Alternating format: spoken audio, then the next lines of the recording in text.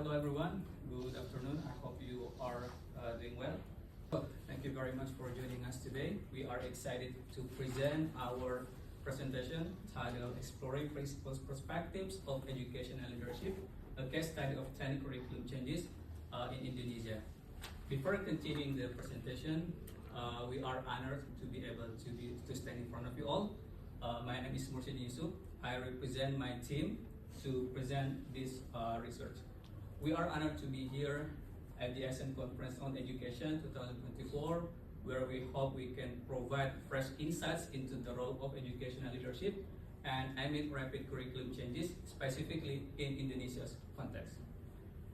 As we explore the presentation, we will showcase the context of these changes, the challenges faced by school principals, and the strategies they implemented to foster resilience, professionalism, stability, and more in their respective institutions.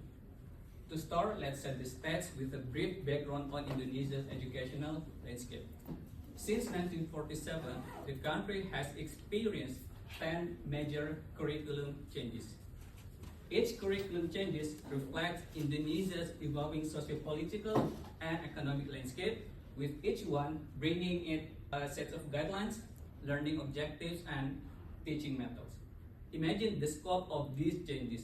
For nearly every new generation, the national curriculum was updated, meaning that schools, principals, teachers, students, staff, and absolutely school leaders had to be able to adapt frequently. These changes were driven by both global trends and local needs, from an early focus on capacity building to the competency-based approach that we can see in recent years. Our goal in this study is to explore principles, perspectives of these curriculum changes, and importantly, how they navigate and lead their schools during the transition. Here we can see an implemented curricula in Indonesia spanning from 1947, 2 years after Indonesia's Independence Day. Rencana Pelajaran, also known as Leerplan, is a Dutch language meaning lesson planning, to the recent curriculum 2022, Curriculum Merdeka. Each curriculum was designed to address specific societal needs, reflecting the country's changing values and educational priorities.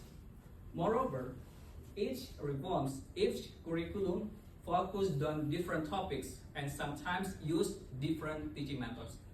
The earliest curriculum Rencana Pelajaran 1947, was very basic and emphasized foundational skills.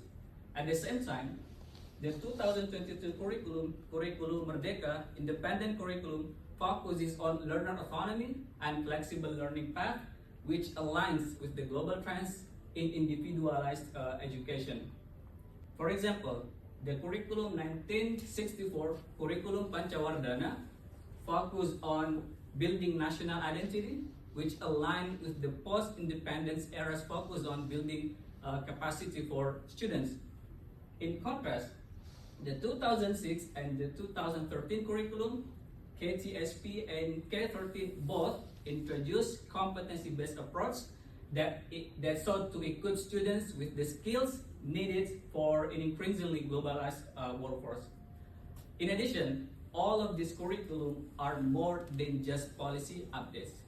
Changing curriculum means rethinking how education is delivered, from lesson planning to the assessment methods and even classroom interactions. And each transitions creates a set of responsibilities for principals. Principals are really important during the transition because they are the heart of these changes. Principals are not only tasked with understanding the curriculum's goal, but also finding practical ways to implement this curriculum in their education effectively. Now let's turn to our research aims and focuses.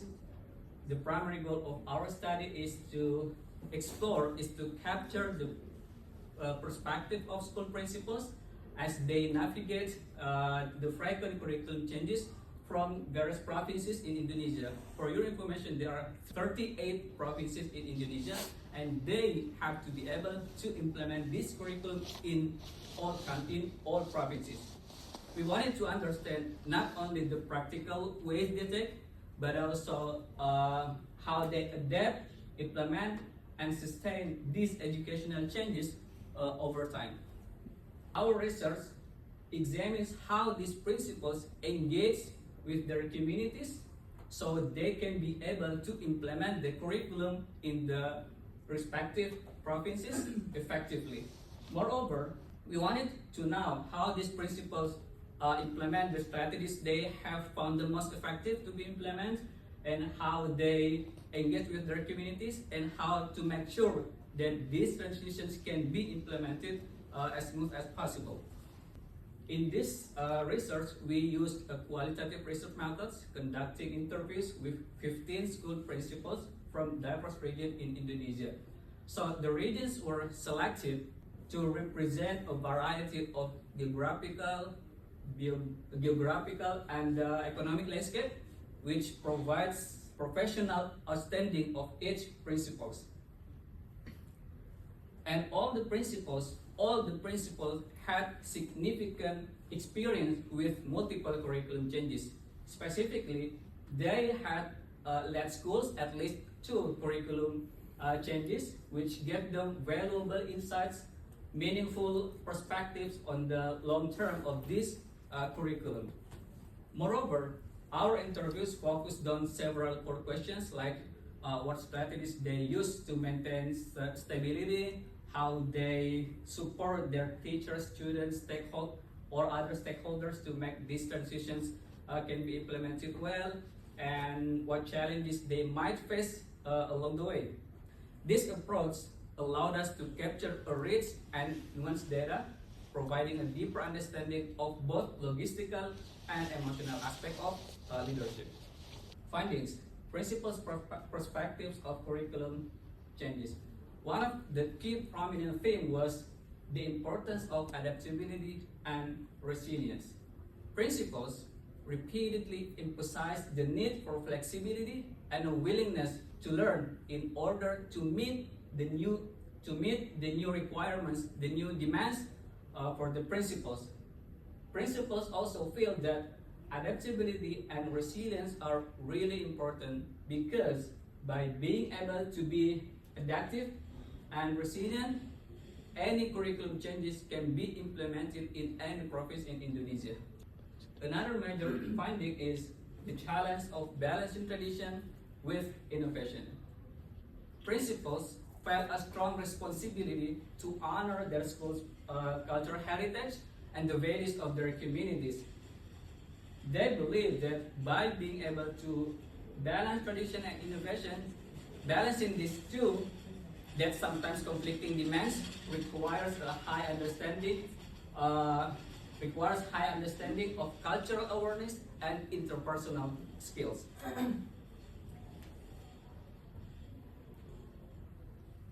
Here we can see some of the challenges faced by school principals. A key significant issue is resource limitation. Many schools in Indonesia, specifically in rural areas, lack the materials needed to implement the curricula fully. The teachers may struggle because they are lack of the materials needed, the necessary tools to implement the curriculum effectively. That's why this is the most prominent issue.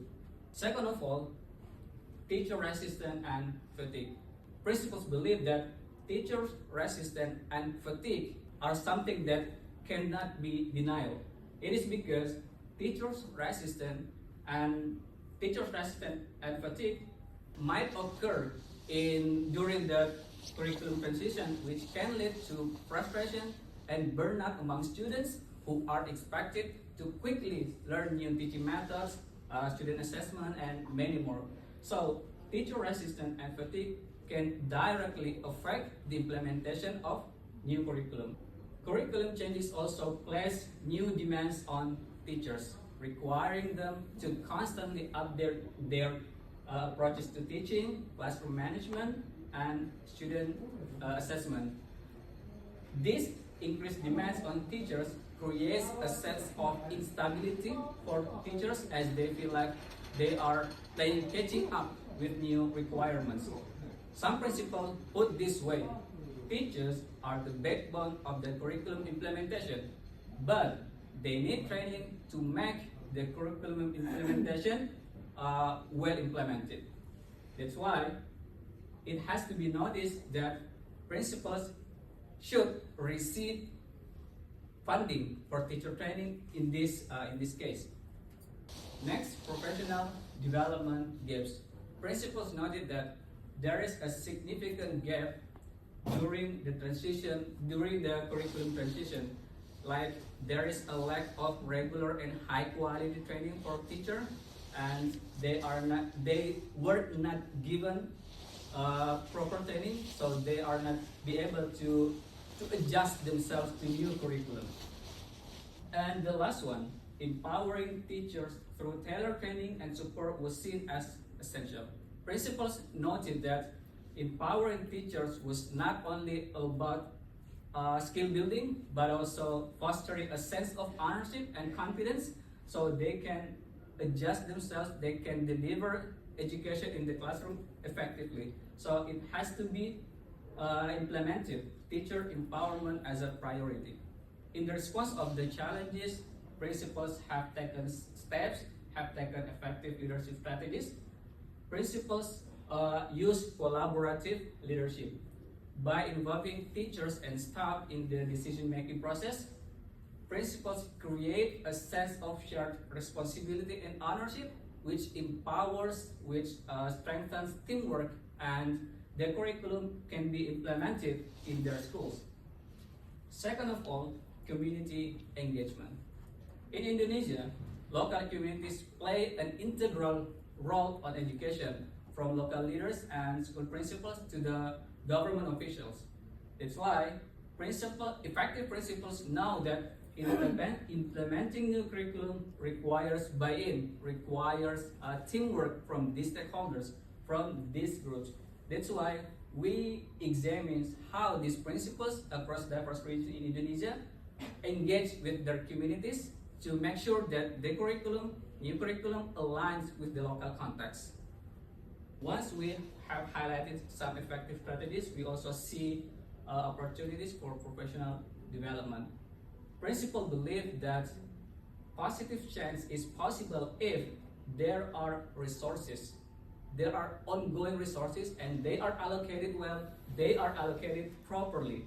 And the second one, stronger support. Stronger support also are the main point to implement curriculum, because by providing support, ongoing support from educational policymakers, curriculum in Indonesia can be well implemented. One recommendation from our study for educational policymakers to prioritize sustained professional development, like providing regular and high quality training for teachers. If curriculum implementation can be well implemented, because this is the basic thing before creating a new curriculum. Principals also consider longer time frames between curricula. This would allow schools time to adapt fully to each new curricula and reduce the stress between teachers, staff, parents, and other stakeholders. So it is important to consider longer time frames to create new curricula, like 5 to 10 years to implement, to create a new curricula. Because every presidential election, there will be new national curriculum, and it is really hard for some principals and for teachers, absolutely. In conclusion, our study highlights the essential role of adaptive leadership. There are two key points: adaptability and resilience, to navigating the frequent changes in Indonesia, because by holding those two things, we can help stabilizing schools during the transition. We also highlight the importance of systemic support and community engagement. By addressing resource limitations and teacher resistance, any new curriculum will be implemented without any problem. And community engagement, engaging with the community, aligning the curriculum with the local values are also very important, because principals who build strong relationship with the community can find it easier to implement the curriculum, because they already got the trust, they already got the support from local stakeholders. So in general, there are three main points in our research: essential role of adaptive leadership, systemic support, and community engagement. We hope we can provide fresh insights and valuable perspective. So we welcome any questions or discussion you might have. Thank you very much for your nice attention. Thanks again for your insightful presentation. So anyone have any question to ask Mr. Ting? Right, thank you. I have two questions. So my first question is, I like the diversity that you used in the methodology, that is interviewing about principals from 15 different regions. Yeah. So what is the key challenge or the key obstacle that you identified since the 1960s when the curriculum was changed? Like, what is the key challenge that you identified in your research? Okay. I can say that 90% principals believe teacher resistance and fatigue, because only 10 or 20% schools in Indonesia receive funding from government.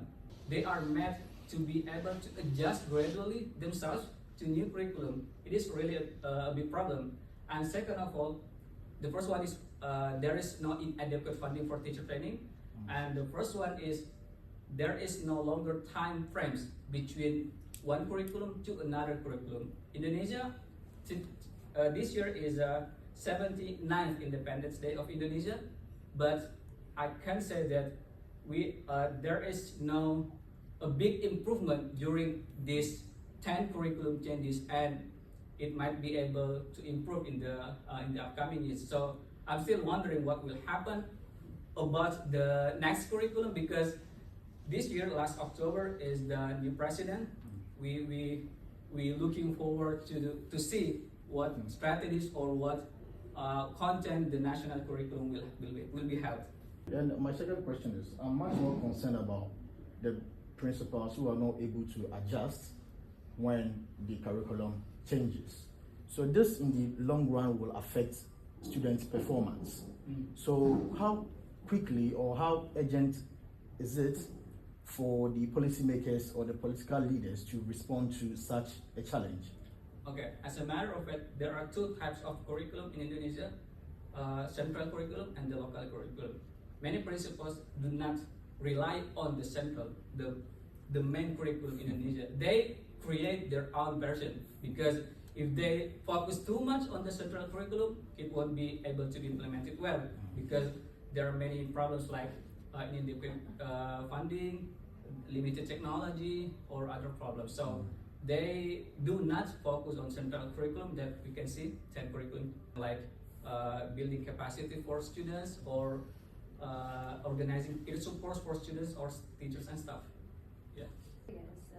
What stage of education are the principal state? It's elementary school principal or junior high school principal? It's a different answer. Okay.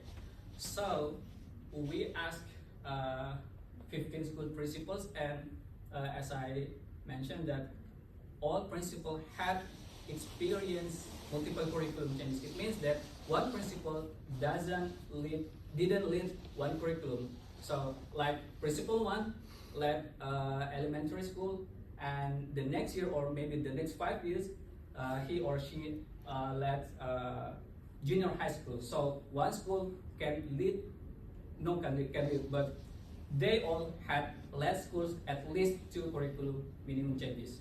So from elementary schools to the junior high school. Yeah.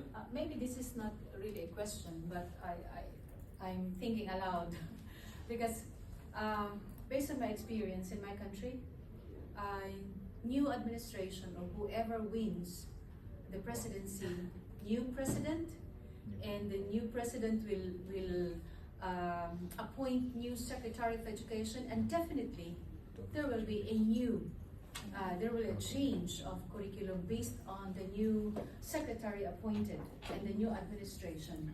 Now, I'm wondering if Mursidin, I'm wondering if this could be a very good study also, but the participants will be the teachers because they are the direct implementers of the curriculum.